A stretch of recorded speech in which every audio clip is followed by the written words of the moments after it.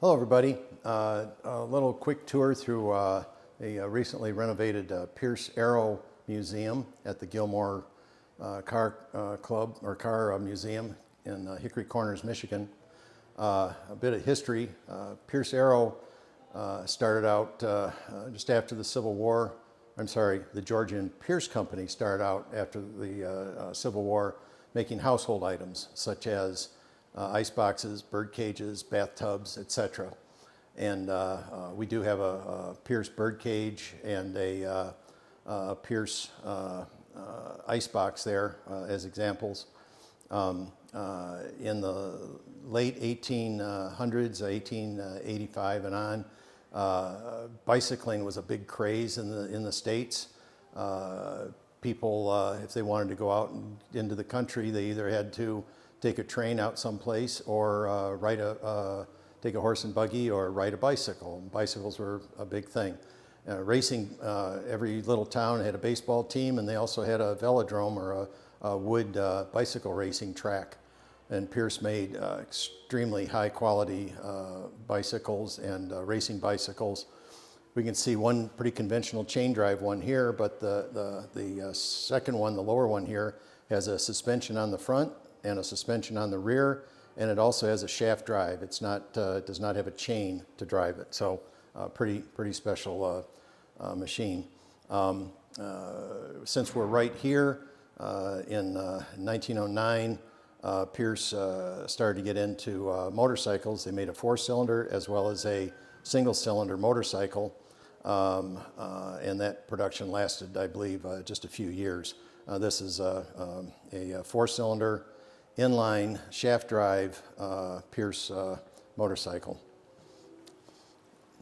Coming on around the corner, our oldest car in our collection is a 1903 Stanhope, which is a 4-passenger version of the Motorette, which was a 2-passenger car. The first Motorettes were in 1901 using a single-cylinder engine mounted underneath the buggy works. And I believe 1904, Pierce put an engine in front, drive axle behind, and made a conventional layout automobile. And they strove for super quality and reliability all along. Right here is a 1909 4-cylinder Pierce Runabout. It's the last of the 4-cylinder cars.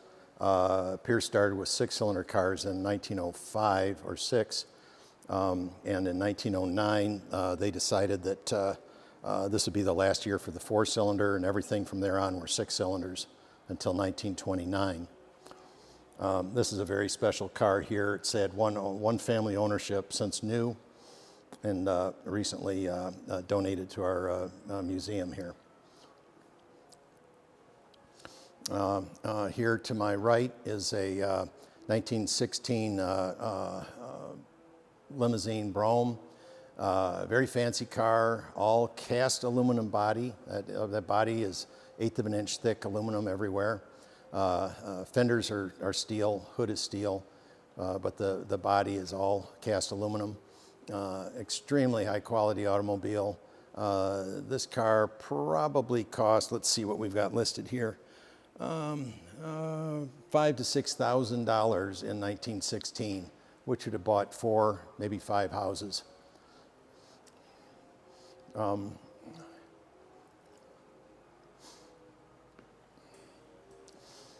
Next, we have a 1920 7-passenger touring car, and this is the car that started this whole museum. Not the Pierce Arrow Museum, but the entire Gilmore campus museum. This car was being rebuilt in the man's driveway and of Donald Gilmore, and his family and wife suggested that he buy an old barn someplace to store all his parts and pieces and car collection, and he eventually bought this place, moved a bunch of buildings in place, and created the Gilmore Car Museum. So this is the car that started it all. This is a special one and only prototype car made for Pierce Arrow when Pierce Arrow in the early 20s was experimenting with a medium-sized car and a lighter car than their big regular Pierces. One and only car, the Walden prototype, and the man who built this actually lived for a while in Clarkston, Michigan, not far from here. Next here is a 1926 Pierce Arrow Series 80 custom body town car. Pierce did eventually make a middle price car. They called it the Series 80. It was a shorter wheelbase, slightly smaller engine, still an inline six, but less expensive, quite a bit less expensive than the big dual valve engines in the 20s and cars in the 20s. This is the only custom bodied Series 80 built by Durham.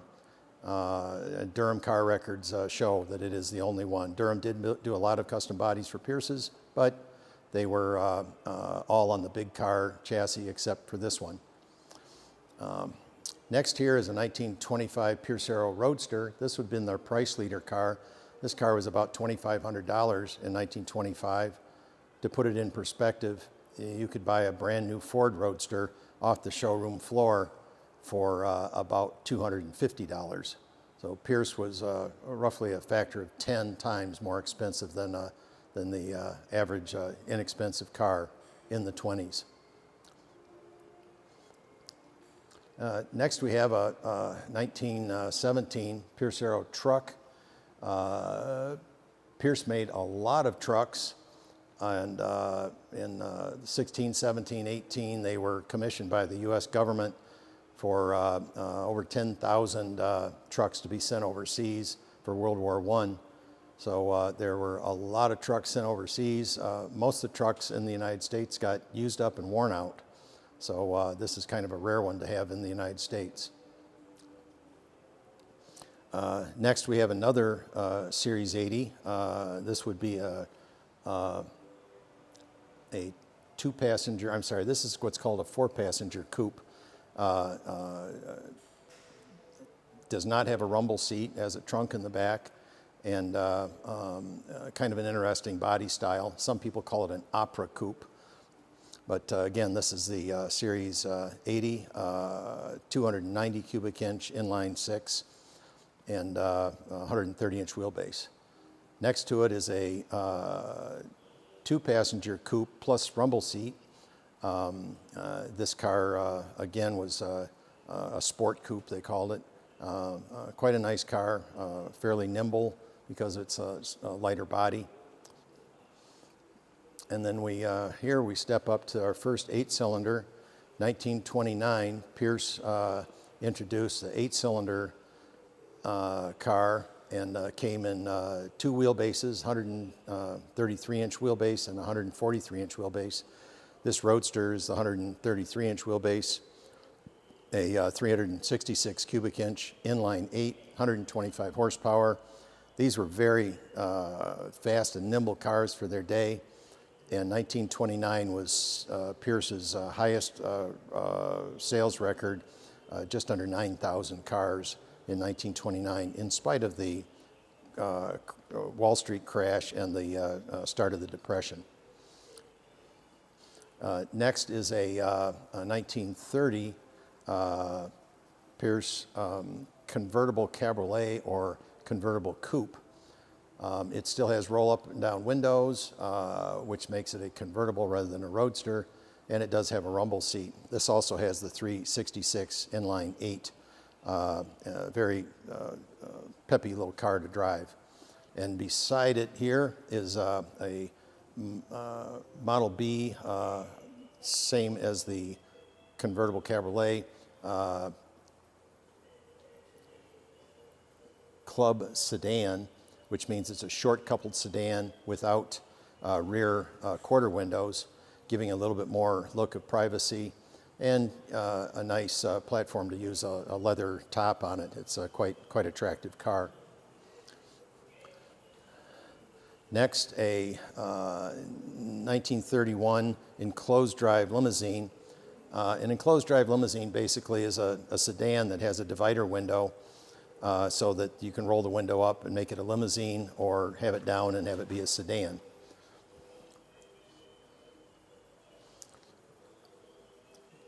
We have a little bit of a display here of original photographs from Pierce Arrow Archives. This is a Pierce Company picnic displayed here. Photos here from inside the shop, or the manufacturing quarters in Buffalo, New York. This is a poster highlighting and advertising Pierce Arrow going out to the Bonneville Salt Flats, and Abe Jenkins breaking and setting 80-some world records and speed records and endurance records. I believe 8 or 10 of those records still stand today in 2024. It's a very interesting story. Look it up on Google. It's a very interesting story. Most Pierce automobiles came with a good tool kit, and most of the tools were marked with the Pierce Arrow logo, and they're kind of a sought-after item for people who collect old tools. And then we go from our 31 to a 1933 two-door Club Brougham. So it has it has a fold-down, sort of like bucket seats, where you step through the door, fold the seat back forward, and step into the back. And this car is fairly rare. There were not a lot of these made with the 12-cylinder engine, but in 1932, Pierce introduced a V12 to go along with their straight 8. And this car has a V12 in it.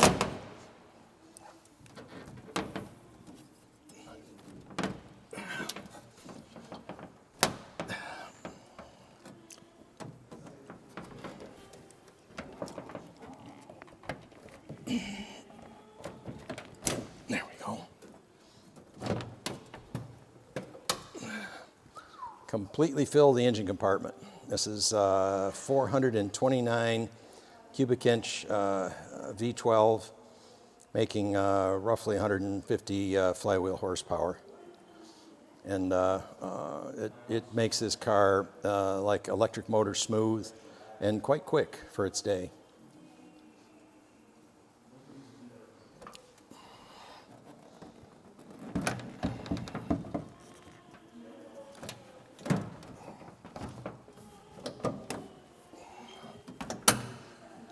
Next, we have our youngest car, a 1937 7-passenger sedan. 7-passenger meaning it has jump seats that fold down, so you can add a couple extra people if you need to. This also has the 12-cylinder engine in it.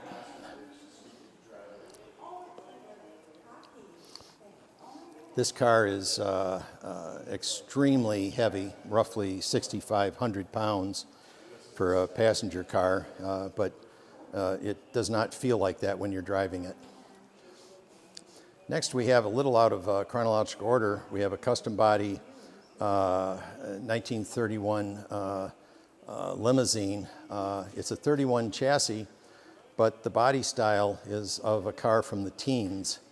There were 2 of these commissioned by one gentleman, one in red, one in blue, and Bluebird is gone, lost, but this is Redbird, and he commissioned these cars to be done with brass, even though it's 1931 when everything was chromed, and an earlier style body style, because he liked the elegant body style from the teens and the early 20s. And next we have on display a 1932 straight 8 engine. This would be 366 cubic inches, 125 horsepower. This engine and the V12 engine lived way beyond Pierce Arrow. When Pierce Arrow went bankrupt in 1938, Seagraves Fire Truck Company of Cleveland, Ohio, purchased the tooling, the patents, and the rights to both engines. And Seagraves offered straight 8 and V12 gasoline-powered firefighting equipment as late as 1970. with very minor changes to the engine.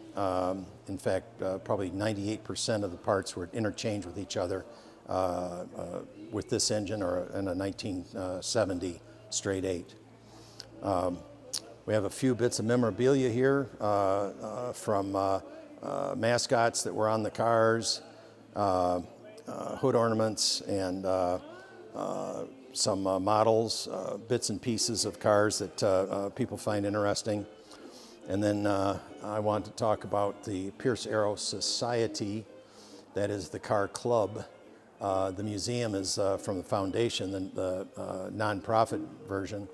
In 1957, a group of Pierce Arrow car collectors got together and decided to create a club and named it the Pierce Arrow Society. And then in 1957 on, we've had an annual meet every year, and that's usually spaced somewhere around the country, East Coast, Middle, West Coast, and we have great tours and events with that, celebrating our cars, judging our cars, and furthering the knowledge and experience with the cars. We have right in the middle here, we have two kind of premier cars. This purple car here is the Fatty Arbuckle, which was a silent film star in the late teens and mid 20s. This was a custom car commissioned by him on a Pierce chassis. Very special, one only automobile. And this had the big engine from the teens, a 825 cubic inch inline 6-cylinder car engine. It was just a beast of an automobile. It's more of a locomotive than an automobile. Next to it, in the middle here, we have a car that just about fills every square. It's a convertible sedan, which means it can be a convertible, it can be a sedan with the windows rolled up, and as opposed to a roadster or a coupe, you've got a back seat, take your friends out for dinner. This one hits it all, and this is a V12 as well, the first year for V12s in 1932. And then we have one last car that I haven't mentioned yet. This is a custom body, a body made by LeBaron, 31 Club sedan. There are only 10 of these made. I believe 5 or 6 remain. They're wonderful automobile. LeBaron made absolutely the top-notch bodies, and it's a striking automobile, to say the least. And that about covers it. We try to cover chronologically through the whole museum, what we have, what to show, what to see. And I invite you to look at pierce-arrow.org, to our website, and see what our website has to offer you. And I believe that's it. Thank you for your time and listening.